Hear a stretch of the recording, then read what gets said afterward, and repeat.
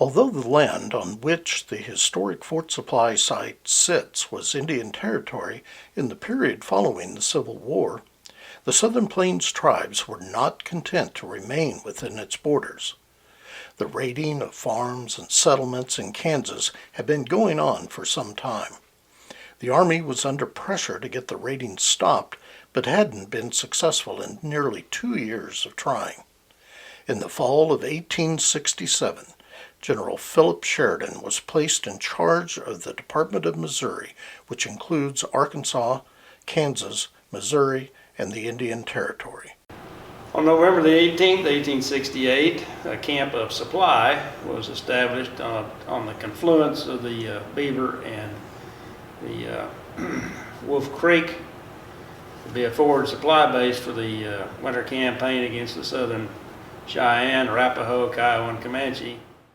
Sheridan developed a plan for a field campaign over the winter months of 1868 and 1869. Sheridan's thinking was that the Indians were most vulnerable to attack during the winter when they tended to stay in their camps until spring. Sheridan also believed that the Indians would least expect the Army to wage war during the winter, as military operations tended to also slow. Custer and the U.S. 7th Cavalry arrived a few days later.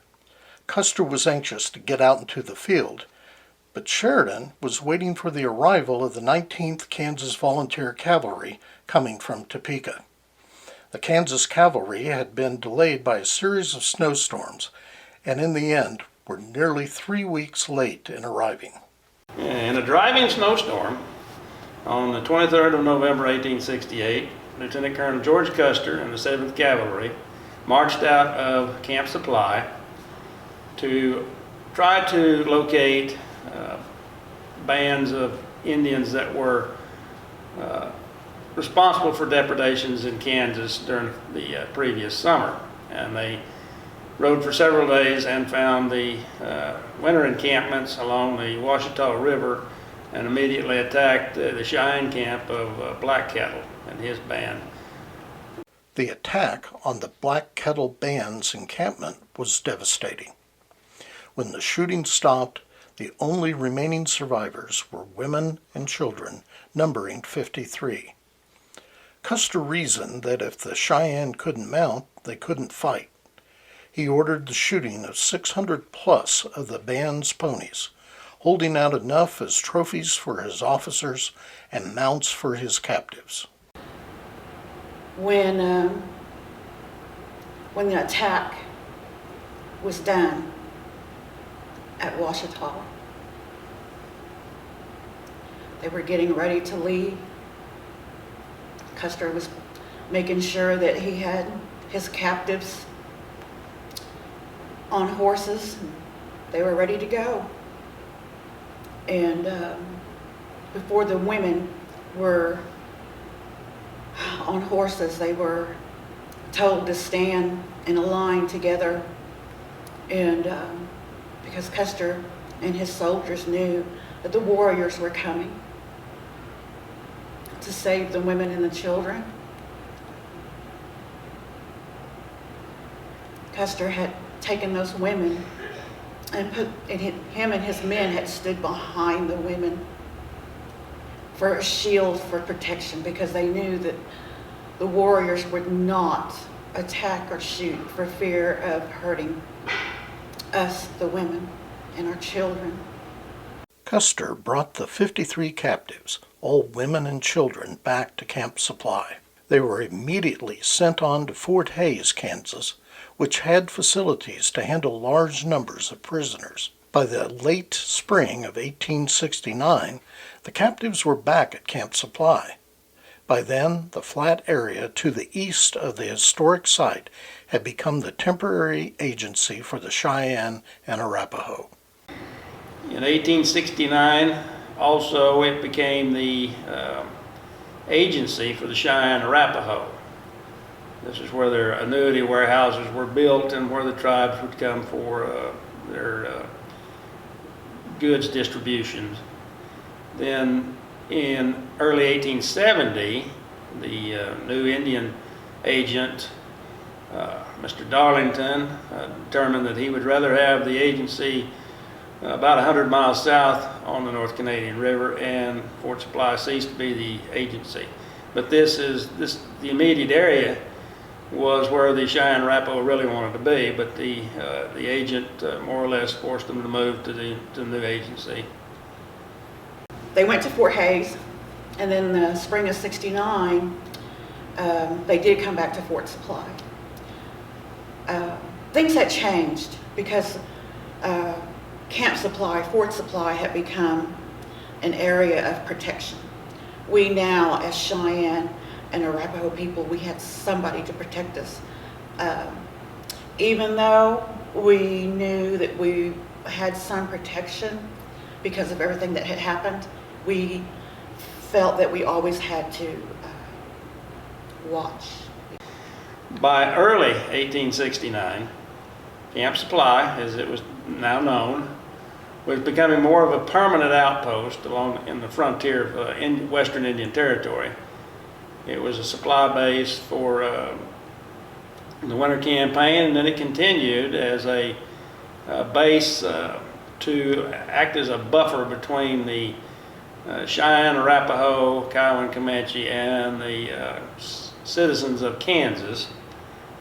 The first troops at Camp Supply were contingents of the 3rd Infantry and a good portion of the regiment of the 10th Cavalry, which were the African American soldiers known as Buffalo Soldiers.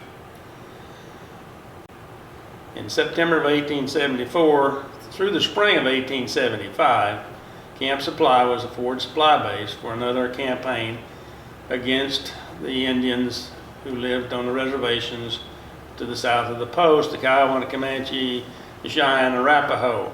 This was called the Red River War of 1874 and 75. The last major military operations that came out of Camp Supply.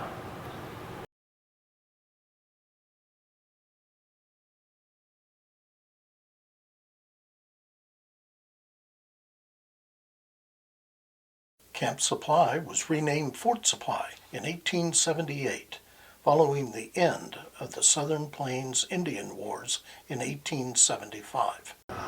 For 10 years, Camp Supply had been known by that name, and then it was determined that the post deserved a more permanent name, so they called it Fort Supply. This was in December of 1878.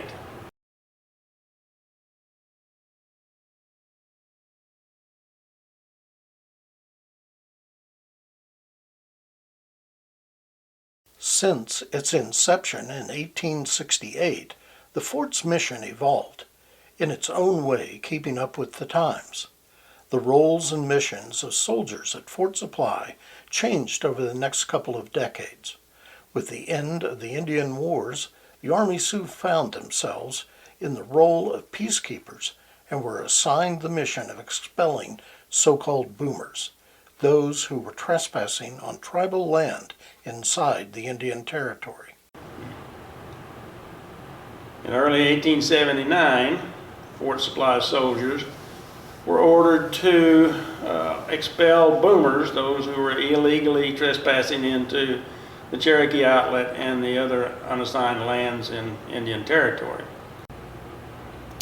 You know, knowing that we had a place of refuge, you know, that didn't happen until after the Red River War. And the soldiers, their job, their responsibility had changed. We no longer should have, or we didn't have any reason to feel like we were captives anymore. But I still really feel that even though the soldiers it was their responsibility to protect us now, I just feel there was still a little bit of uneasiness because there had been so much that had happened. And with that being said, you know, there were some soldiers that married into the Cheyenne. It was just the way of life, I mean.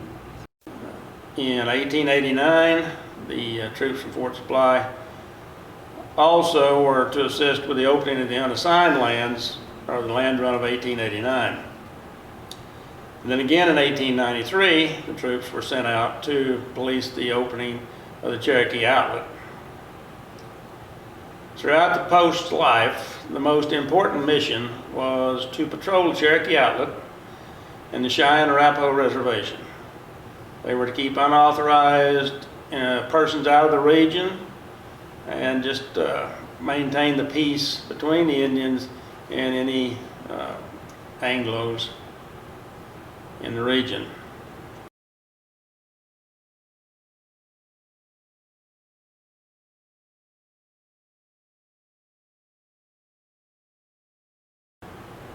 With the closing of the frontier and the settlement of most of Oklahoma through the land runs, it was deemed that the post was to be closed, and this happened in the late fall of 1894.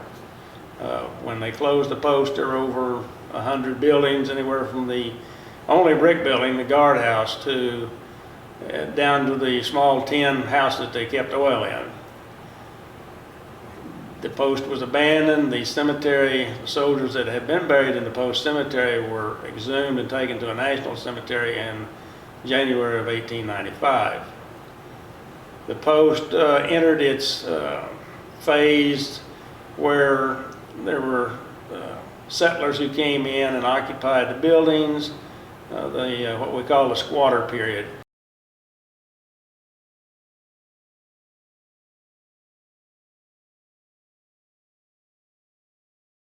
Until 1908, when the post buildings were turned over to the state of Oklahoma to become the state's first mental institution, Western Oklahoma Hospital.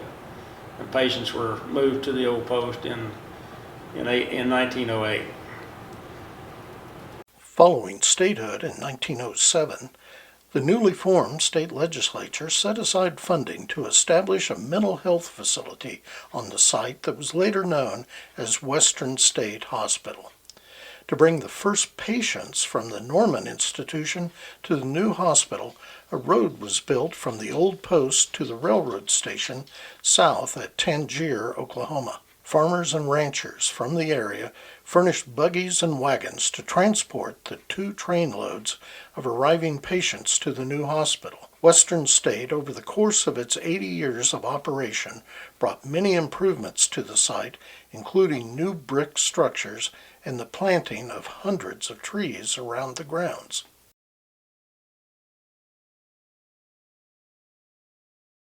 The Western State Hospital operated as such until 1988, when the Oklahoma Department of Corrections took over the site to establish the William S. Key Correctional Center. July 1st, 1988, the Oklahoma State Legislature designated the Fort Supply Historic Site in Senate Bill number 403. In December of 1988, the unused buildings from the post, the old post that were not used by the hospital, were designated as William S. Key Correctional Center. The Oklahoma Department of Corrections announced the decision to close the Key Correctional Center in June 2021. You know, these places that attacks were done, and places that we lived, where we were for any amount of time, like for instance, Fort Supply, Camp Supply, Little Bighorn, Sand Creek. Fort Supply is just like those in the sense that it's sacred ground. Not only that, I have loved ones that are laid to rest there. I know that I'm connected to those ancestors because there was a historian, he's gone now, bless his heart. But he had said that if you go back far enough, because we were being annihilated, kind of forced us to continue our bloodline, our way of life. So he had told me that if you go back far enough, we're all related. Because at one time, we did everything we could to survive. the Cheyenne, so that Cheyenne could live on.